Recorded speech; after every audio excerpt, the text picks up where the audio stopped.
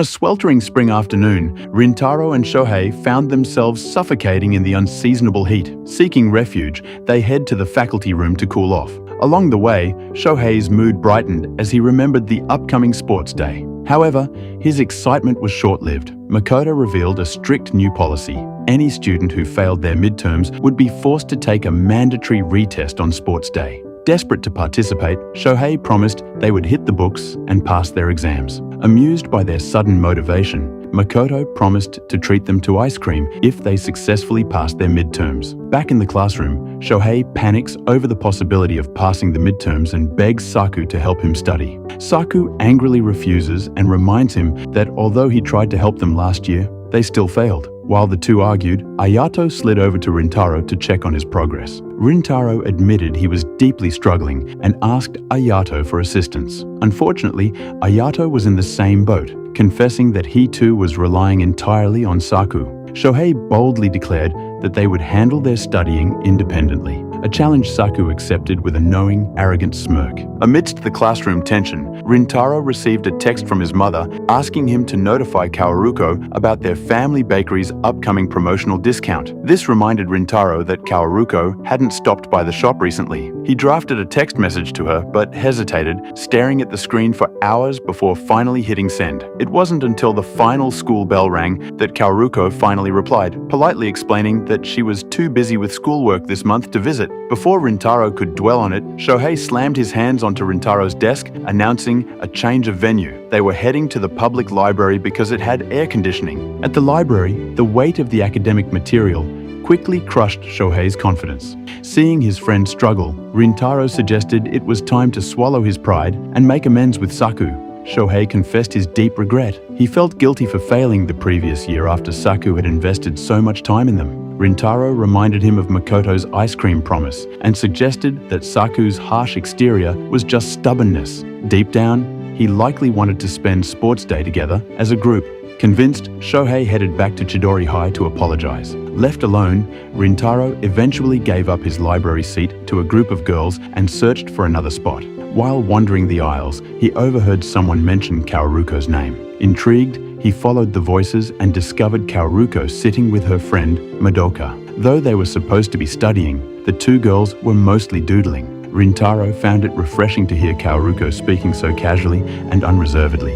He quietly slipped away to a bench outside, amazed after overhearing that Kaoruko is actually the top-ranked student in her class. Lying on an outdoor bench, Rintaro wallowed in frustration over his own academic shortcomings. His brooding was interrupted when Kaoruko approached him. She explained that she had spotted him from inside and came out to take a study break. Sitting beside him, she expressed her regrets about missing his family store's discount day. Rintaro reassured her that the sale happened every month, but Kaoruko admitted she needed to focus on her work and save money. This came as a shock to Rintaro, who had always assumed she came from an affluent background. Kaoruko opened up, explaining the intense pressure she faced. She had begged her father to let her attend Kikyo, a prestigious academy, and was determined never to disappoint him, no matter how exhausting the workload became. Through tears and grueling study hours, a profound sense of pride had grown within her. Moved by her dedication, Rintaro felt a pang of guilt for judging her based on superficial assumptions, the very thing he hated when others did it to him. Finding a sudden burst of motivation, he asked Kaoruko if she would help him study. Smiling, Kaoruko offered him an onigiri and promised to coordinate a study session as soon as she was free. Their conversation was cut short by the arrival of Subaru, a girl with striking silver hair and a visibly frigid demeanor. Assessing the situation, Subaru coldly asked Kaoruko who Rintaro was and deduced he was a student from Chidori High. Sensing friction, she bluntly demanded that Rintaro leave Kaoruko alone. Before the tension could escalate further, Shohei returned, flanked by Saku and Ayato. Seeing the standoff, Shohei stepped in to confront Subaru. Sensing trouble, Subaru urged Kaoruko to leave, muttering about the rudeness of the Chidori boys. However, as they moved, Shohei caught a closer look at Kaoruko, and he asked if they had met before. Reacting in unison, Rintaro and Subaru instantly pulled Shohei and Kaoruko away from each other. As the girls turned to leave, Saku hurled a bitter insult regarding Subaru's hair color. Rintaro immediately cut him off, reprimanding Saku for taking things too far. Rintaro clarified the misunderstanding, explaining to his friends that Kawaruko was the girl who had previously been waiting outside the Chidori gates, and he was simply trying to clear the air. Prompted by Ayato, Shohei offered a sincere apology, which Kawaruko gracefully accepted and reciprocated. She urged Subaru to do the same, but she chose to walk away in silence. With the drama resolved, the Chidori group made plans to head to a restaurant to eat and study, while a flustered Saku faced teasing from Shohei for failing to apologize. Meanwhile, walking away from the library, Subaru asked Kawaruko about her impression of Rintaro. Kawaruko smiled, describing him as incredibly kind and incapable of holding malice toward anyone. Later that evening, Rintaro sat at his desk, overwhelmed by his study materials despite Saku's best efforts to tutor them earlier. His phone buzzed with a text from Kawaruko asking if they could speak. When he called her, Kawaruko immediately apologized for Subaru's hostile behavior. She then caught him entirely off guard by calling him sweet for standing up for her, a compliment that left Rintaro blushing furiously, as no one had ever spoken to him that way before. Seizing the momentum, Kawaruko suggested they study together on the upcoming Saturday. However, she abruptly caught herself, apologizing for breaking her usual polite etiquette. When Rintaro asked why she always maintained such a formal distance, Kawaruko quietly replied that she viewed herself as merely a customer at his family's shop. Rintaro felt a wave of disappointment, realizing that while he thought they were growing closer, she still viewed him through the lens of a merchant and customer. Silently swallowing his disappointment, he confirmed their Saturday plans. He softly told her that she didn't need to use honorifics or formal speech with him anymore. Kawaruko softly agreed, wishing him a good night. As the call disconnected, Rintaro buried his face in his hands, flustered but eagerly anticipating Saturday. On the other end of the line, Kawaruko held her phone to her chest, her face flushed red. Elsewhere, a different emotion lingered. Sitting at her desk, Subaru stared quietly at an old childhood photograph of herself and Kawaruko as tears silently began to well up in her eyes. On the morning of their study session, Rintaro realizes he's woken up too early and thinks back to when he asked to study with Kawaruko. He remarks how he's looked through their messages too many times and opens the curtains in his room, excited for the upcoming study session. On the train ride there, Rintaro tries to appear relaxed, but in reality he's anxious about meeting Kawaruko. He worries about his outfit and finds the familiar view from the train different from usual, stating it feels like he's in a whole new town. Upon arriving early at the station, he planned to kill some time. However, when he gets to the top of the flight of stairs, he notices Kawaruko calling out to him. Rintaro apologizes for arriving late, and they both catch themselves using polite speech. While already embarrassed, he glances over at her, finding her cuter than usual. At the cafe, Kawaruko dove into her food with pure delight, expressing her excitement for the venue. Rintaro, paralyzed by his own thoughts about her endearing appetite, sat frozen until he consciously forced himself to start eating. Once they're finished eating, they start studying math. As Rintaro focused on a specific problem, Kawaruko leaned in to help. Turning his head, he found her face inches from his own. Both flinched back in a flurry of nervous apologies, the sudden proximity leaving Rintaro's heart hammering so loudly he could barely focus on her explanation. As the tension settled, Kawaruko gently questioned his sudden academic drive. Rintaro confessed his true motivation. Passing the midterms was his only ticket to participating in Chidori's sports day with his friends, rather than being trapped in remedial classes. He dismissed it as a dumb reason, but Kawaruko firmly disagreed, admiring how deeply he cared for his friends. This caught Rintaro entirely off guard, causing him to choke on his water. Coughing, he hastily corrected her, insisting he merely liked them.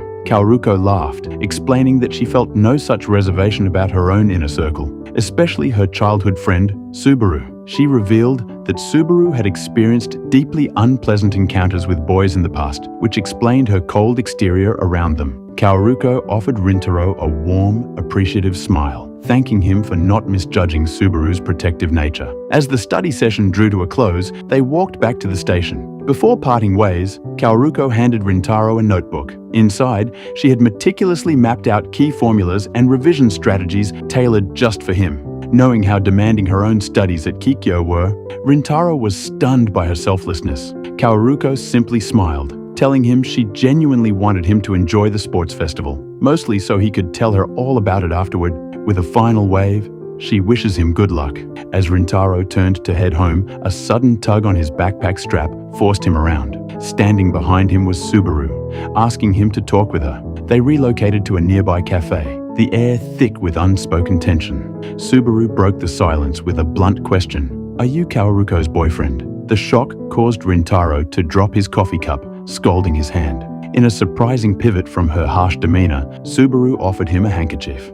After a tense exchange of introductions, Subaru laid out the reality of the situation. She continues to press him, asking what his relationship to Kaoruko is, which Rintaro describes as somewhere between a friend and an acquaintance. Subaru is relieved and tells Rintaro not to see Kaoruko anymore because of their affiliated school's relationship. She explains how the teachers at Kikyo particularly hate Chidori, and if they were to find out Kaoruko is hanging out with someone from there, the consequences would be dire. A brief interruption occurred when a young child tripped nearby. Subaru instinctively helped the child, who complimented her striking silver hair. The moment triggered a painful memory for Subaru. As a child, she was severely bullied for that same hair, and it was Kaoruko who had saved her. Tears welling in her eyes, Subaru practically begged Rintaro to walk away, explaining how hard Kaoruko had fought to get into Kikyo, and how she couldn't bear to see that hard work ruined. Rintaro sat in heavy silence. He understood the bitter rivalry between their schools,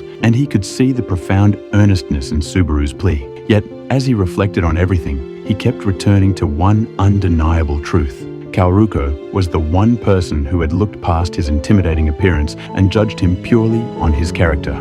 Looking Subaru in the eye, he refused her request. Subaru wasn't surprised by his defiance, but the disappointment on her face was palpable. On the train ride home, Rintaro tried to lose himself in his studies, but the weight of Subaru's warning and the depth of her devotion to Kaoruko hung heavy over his thoughts. Seeking a distraction, he noticed two girls looking for a place to stand and immediately offered them his seat. To his surprise, the girls recognized him, thanking him for giving up his library table days prior so they could study. As they walked away, Rintaro overheard them whispering about how they had initially found his appearance terrifying, but realized he was actually incredibly kind. The interaction reminded him of Kaoruko's own habit of thanking him for the smallest gestures. He resolved that while he dreaded the thought of causing her trouble, he did not regret standing his ground against Subaru. When the results were posted, the anxiety evaporated. Both Rintaro and Shohei passed. The classroom erupted into a chaotic celebration. Shohei complained that his eyesight had deteriorated from staring at textbooks for too long.